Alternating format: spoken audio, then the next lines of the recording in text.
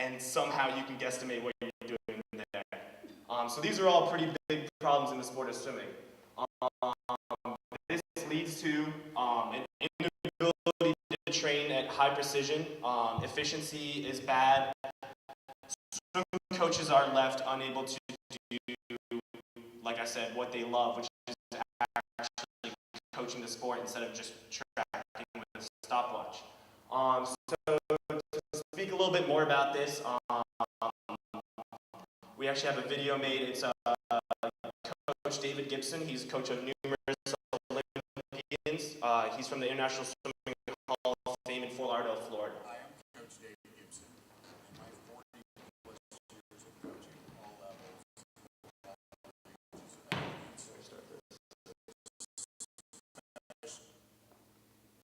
Hi, I'm Coach Dave Gibson. In my 40-plus years of coaching all levels and all ages of athletes, especially the Olympic and national caliber swimmers, I found a lack of easy access to training data. Training data such as heart rate monitoring is so critical to the planning and implementing specific workouts for specific individuals and athletes to get the most out of their training. They can become the best they can be. I'm so excited about goggles by Phlex, and I know my colleagues are too. This will be the tool that will enable us, and especially our athletes, to be more successful.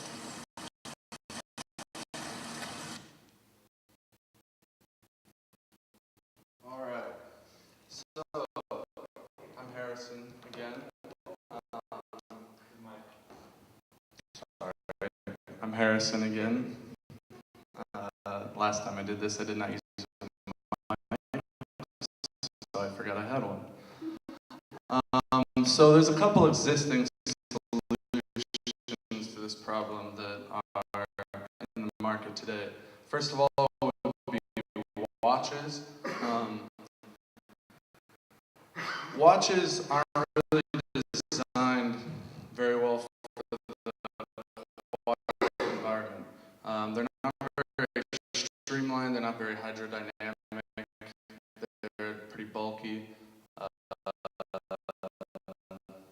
When you swim as much as most swimmers do, you know, competitively, you're going to really notice that difference. You're going to feel the weight on your wrist. You're going to feel the difference when you're pushing off the wall and you have that water pushing against the watch. And like again, they also don't collect enough data. They usually only collect maybe time. You know, you have to stop and manually press it with your hand.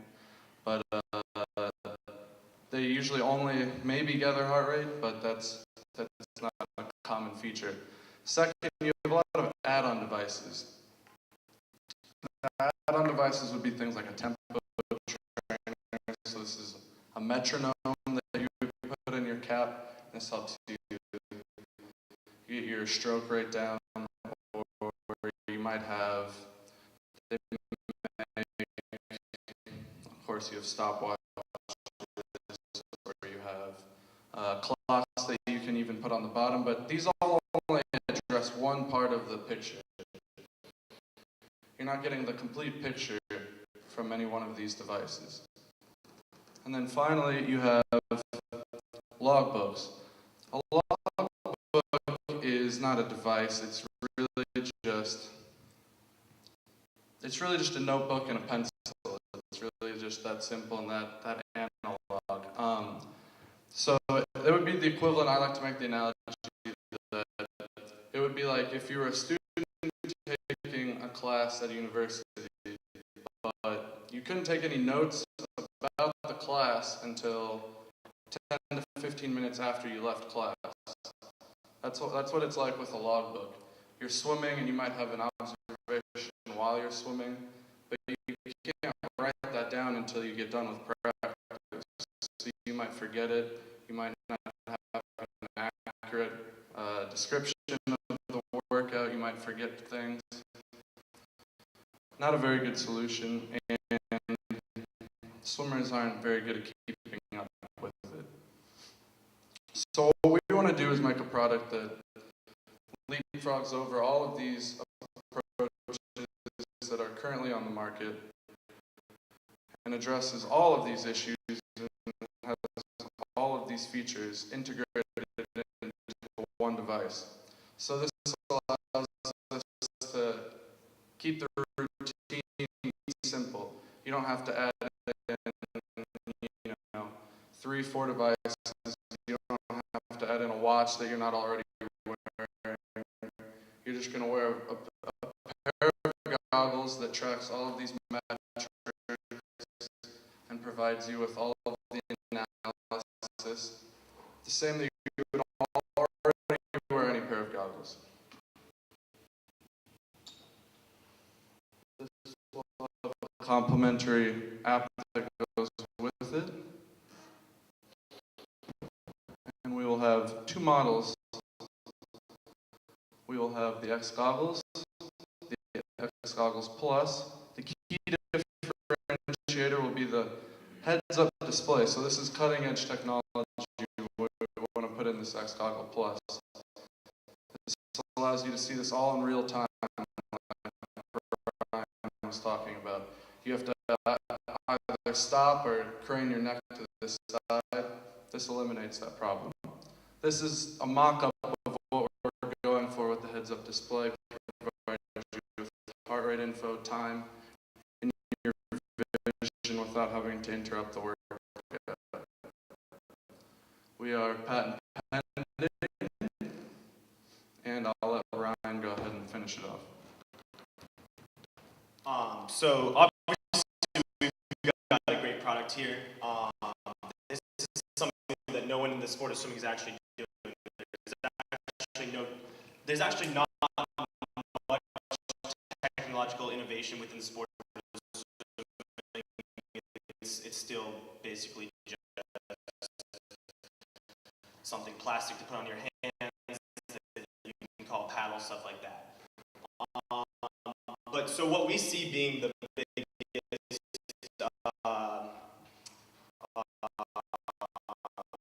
positive of our business is our actual networking ability.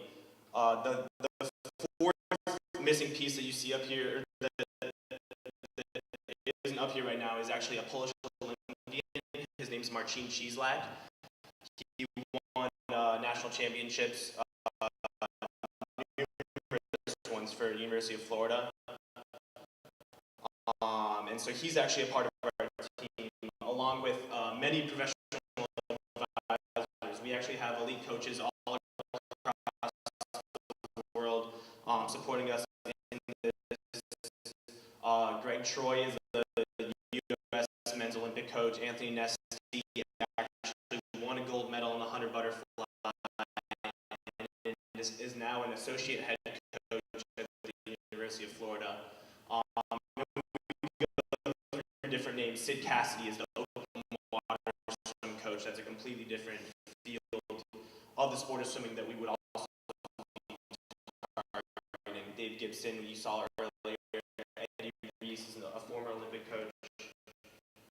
Next we have elite athletes supporting. Ricky Bears is actually a swimmer of Dave Gibson's, Elizabeth Beisel, people like that. Lastly, we'll have Darren Torres say a few words. 5-time Olympic swimmer, and I wanted to talk to you a little bit about the X Goggle by Phlex. And this is a great piece of technology.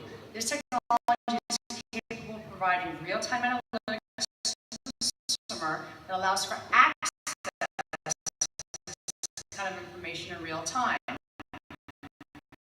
which provides a higher level understanding for a swimmer in their training. Now, what this a swimmer, you're in the water. You can't see your time, you can't see your heart rate, you can't see how many calories you're burning because you're always churning water. So you actually get to see this in your goggles as you're swimming. Now, I gotta tell you, I wish that I had this type of technology back when I was swimming, but I bet you I could speak for every swimmer out there. This is a great concept that they can benefit from. Thank you, everyone. Thank you. As always, raise your hand. Hi, I'm Dara Torres. I'm a 5-time Olympic swimmer. And I wanted to talk. Hi, I'm Dara. Hi, Dara.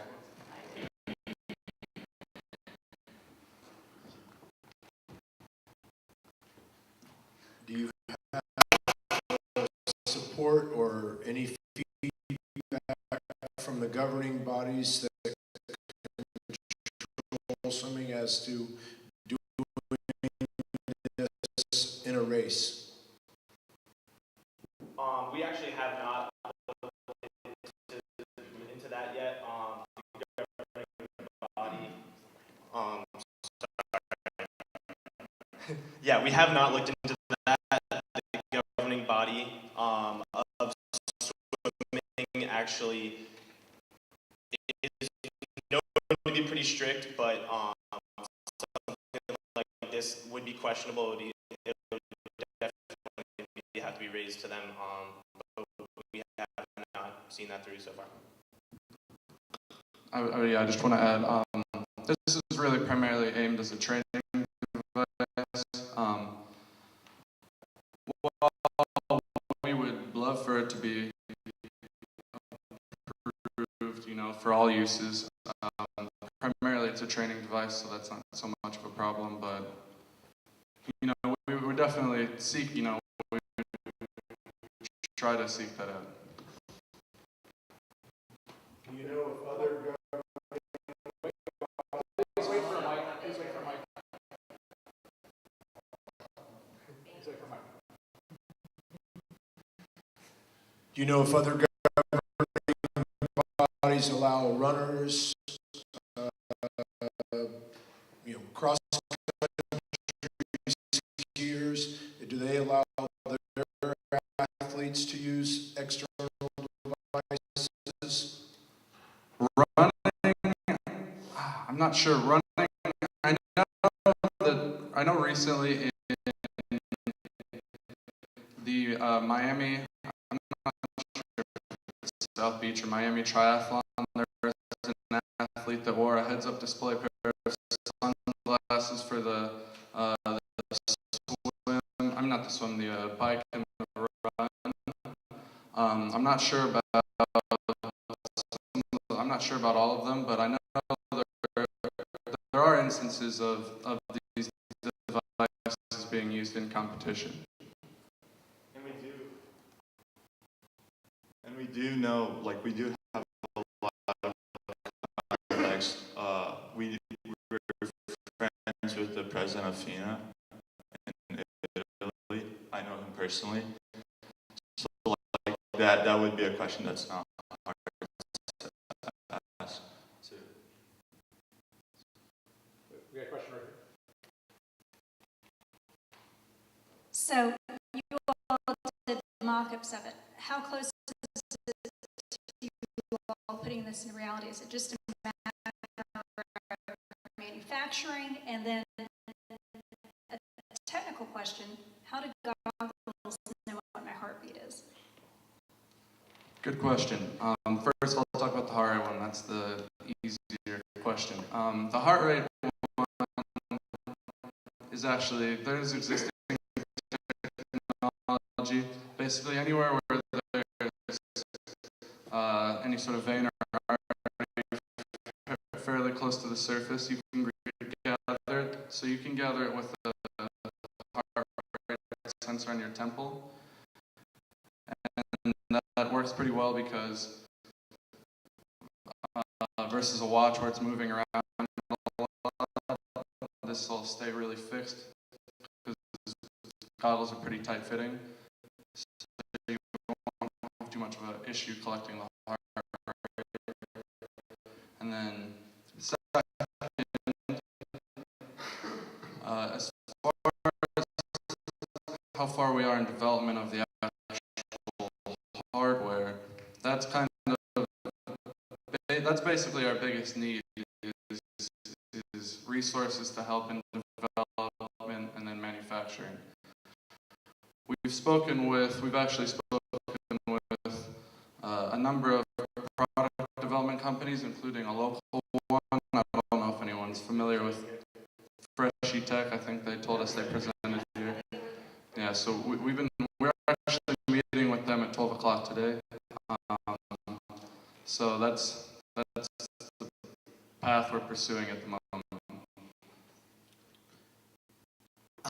How much money are you looking for? We have a quote from Freshy Tech. Actually, their quote was $200,000 for total development. To get to where you're manufacturing. That's probably low, but I've been importing from China for 12 years, and they can help you. And PCH out of California can help you too, but you're tackling gigantic projects. It's going to be a whole lot of money. Yeah, the way they explained it was that they don't make any money on development, and that what they do is they charge a 10% on like each manufactured unit, so they collect their money kind of on the back end instead of on the development side. So that was their explanation as to why the quote was lower than the other companies.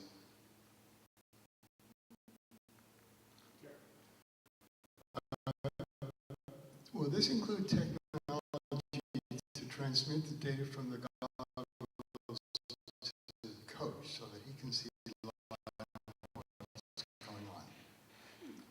Currently in the design, we have talked about having real-time transmission from the water to the coach on deck. At current, the plan is to have this be more post-workout. So you finish, you go to the locker room, the goggles just automatically upload it to your phone, and then the coach can have the app and the data shared between the athlete and the coach. The problem is that transmitting anything from in the water to out of the water is pretty challenging, and that would increase the bulk of the product a lot, and receiving multiple devices at the same time is also an issue. But that's definitely something that we've been looking at. That's something we would like to look at in the future, for sure. That was actually part of the original concept when we first thought of this. Okay, jumping out of the pool for a second. The idea of, I've played racquetball competitively for about 23 years. Is there a strap so this could be used for other purposes? And then for scuba, that was another idea. Just when it comes to financing, that's something I'll talk to you about after. Well, so when it comes to the design of a goggle, especially in this one, basically everything would be within the actual hard shell of the goggle. The concept design that we've done for this so far, we've actually had a few engineers at the University of Florida help conceptualize and just roughly plan out the actual prototype. It would be all the technology would be in a shell casing type thing attached to your face, the goggle, and the strap is just a peripheral accessory that we could even accessorize. One of the bigger plans for retail is actually sell in bulk to collegiate programs, which is actually a lot easier to do than you would actually think, because there's a lot of Division I swimming programs out there that are really interested in improving their training, obviously, and would be willing to do a lot about doing that. We've actually spoken with a few collegiate programs about that already, but yes. Go ahead. Just real quick, and then the scuba idea, we've actually also thought of that as well. There's a ton of applicability to a heads-up display in a scuba mask, because you have a lot going on, and you got to really pay attention to what you're doing. Really, we just want to really focus on our core niche here first. Hi, right here. On Indiegogo, about a couple months ago, there was a company called Ride On that does augmented reality with ski goggles. That would be a company I would contact. Because they do a lot of sensors communicating and things, and they're got funded, I think, twice what they were asking, and so they're already going to production. So maybe we should contact them to get maybe they can help you out with manufacturing and things like that. It's called Ride On. Thank you. Right here, guys. First of all, I think it's sexy. So to be able to say that you created this, that's awesome. My concern off the bat is, how big is this market? I guess is my first question. And then my second question would be, what is going to stop people that have already created the solution for runners or bikers from taking that same technology and implementing it into, like, where are you at in the patent, I guess is my question. Well, thank you for the question, by the way. Our second, to answer your second thing, we actually we are patent pending. We have intellectual property on the swim book, the X goggle, and the X goggle plus. We haven't actually formally gotten our utility patent on that, but we have a provisional patent already pending. Your first question, I'll let him answer. Could you repeat some of the first questions? Sorry. How large is the market? So there are about 400,000 registered USA swimming members. So that's your initial real solid market, because those people swim 4 to 5 times a week. And then you have 500,000 registered US triathlon members. So that's another pretty good solid core group. And then you also have around 35 million recreational swimmers every year in the US. So recreation and fitness. Swimming is the 4th most popular recreational activity, sport activity in the United States. So it's a pretty